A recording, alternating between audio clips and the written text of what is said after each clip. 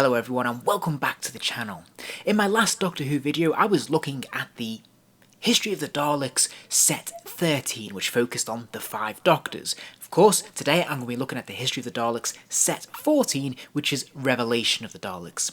Now I touched on this in my last video, but obviously there is a missing story here. Really, number 14, or perhaps 13, depending on how you look at it, should have been Resurrection of the Daleks. But sadly, Character Options passed on this because they believed they'd released those Daleks just too many times, and I think they only released them twice, so I'm not sure how they've come to that conclusion given the thousands of 60s Daleks we've had re-released across the years. This will definitely be frustrating to some, myself included, because I did miss out on that Supreme Dalek first time around and second time around, so I would have really appreciated it showing up in this History of the Daleks line, but sadly it wasn't meant to be. So we do have the Revelation of the Daleks set today. Now in the past what they've done with these Dalek sets, these twin sets, they usually do something to make each Dalek distinctive, a little bit different, but in this case we're getting 2 identical Daleks in the same set. Now we have had Imperial Daleks, i.e. the white and gold Daleks in the past. We've had them for Remembrance of the Daleks, and we've had Revelation of the Daleks as well. But there have been some new tweaks to the paint apps on this particular set of figures, and we'll get into that a little bit later.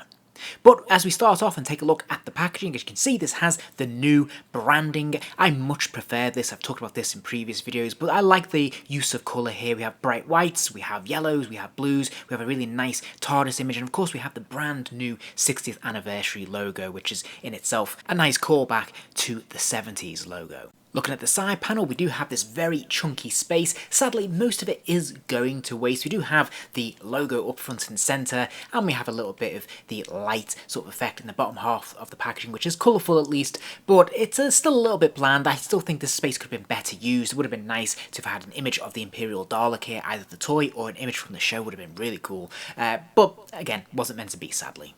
And if we look at the reverse of the packaging, again we can see that consistent branding, which is still colourful, but a little bit dull in terms of there not being really any images here. There is an awful lot of text, and we're used to that, of course, from this line, but it's pretty interesting. It definitely appeals more to the fan, the hardcore fan, because it gives us a little bit of information about the story, but also some behind-the-scenes information about the props and the Daleks in particular, which is pretty nice.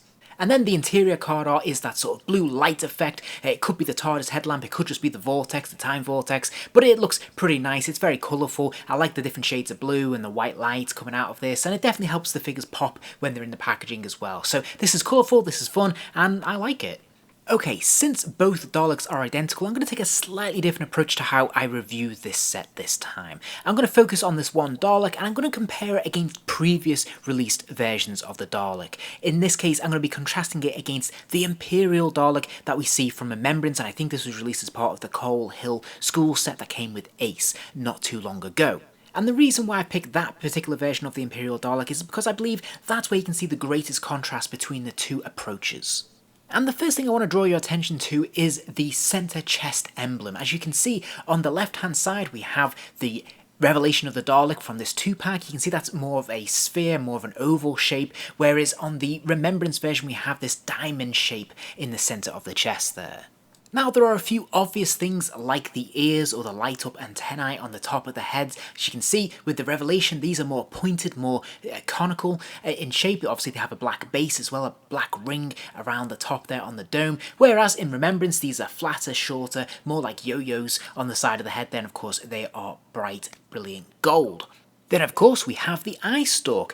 The Revelation Dalek has that black rim on the outer edge there with the white trim along the stalk itself, whilst the Remembrance is mostly gold with a black inner lining there, and of course the golding eye itself, which is pretty nice. And then the most substantial difference here is actually the neck bim, because even the shape is actually slightly different here. We can see that with the Revelation it's slightly taller, it has an extra segment just at the base of the neck. We can see an extra gold ring around there.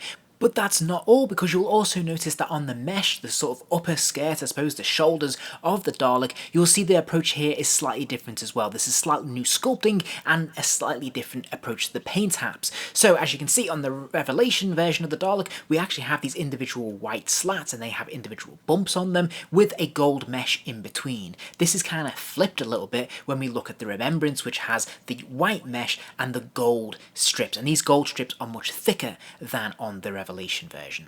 Then of course we have the plunger arm. Now the colour of the plunger is obviously very different. We have the black for the Revelation and we have the gold for Remembrance. But also the shape of the plunger is ever so slightly different as well. In Revelation it's a straight conical shape, whereas in Remembrance it's actually sculpted slightly, has cutouts, so it's a bit more sculpted.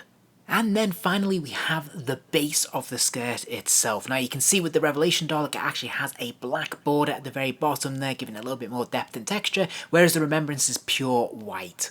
And in case this is your first Dalek from character options, I'll just quickly run through the articulation. There is a swivel at the top of the dome so the head can move all the way around. Of course, there is a hinge at the top of the eye stalk there so that can look up and down. There is a ball joint in each of the arms, so the plunger will move up and down, side to side, left, right, whatever you want to do with it. And the same is true of the gun arm as well. There's also 3 wheels at the base of the Dalek so he can move forwards, backwards, and pretty much any direction you want.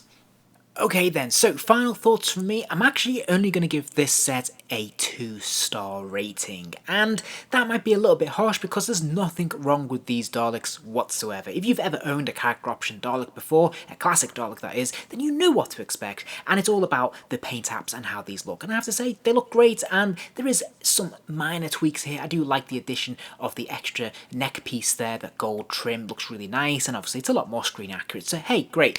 You know, these look great, and they function perfectly well. So this isn't really so much a criticism of the Dalek themselves, it's more about the approach the character options have taken to this particular release. As I mentioned at the top of the video, in previous releases where you had very similar Daleks, they would do something to differentiate the 2 Daleks from each other. Maybe one would have slightly different colouring, or there'd be something a little bit special or innovative about this particular release. Here there's nothing really particularly new except from that additional rim, and we are getting the same figure twice, and we've had many Imperial Daleks in the past already. So whilst I do appreciate the tweaks, it would have been nice, given that we've had a Revelation of the Dalek set in the past, if maybe this had been a Davros and Dalek. I would desperately love to get hold of that specific Revelation of the Dalek. Davros, unfortunately, he was only available the once in a deluxe set, and it would have been great to reissue him here with some tweaks, and we could have had, you know, a new variant of that particular version of Davros. And I, for one, would have been absolutely giddy to pick up that set, because I never got that Davros, and it's definitely one that was on top of my wish list.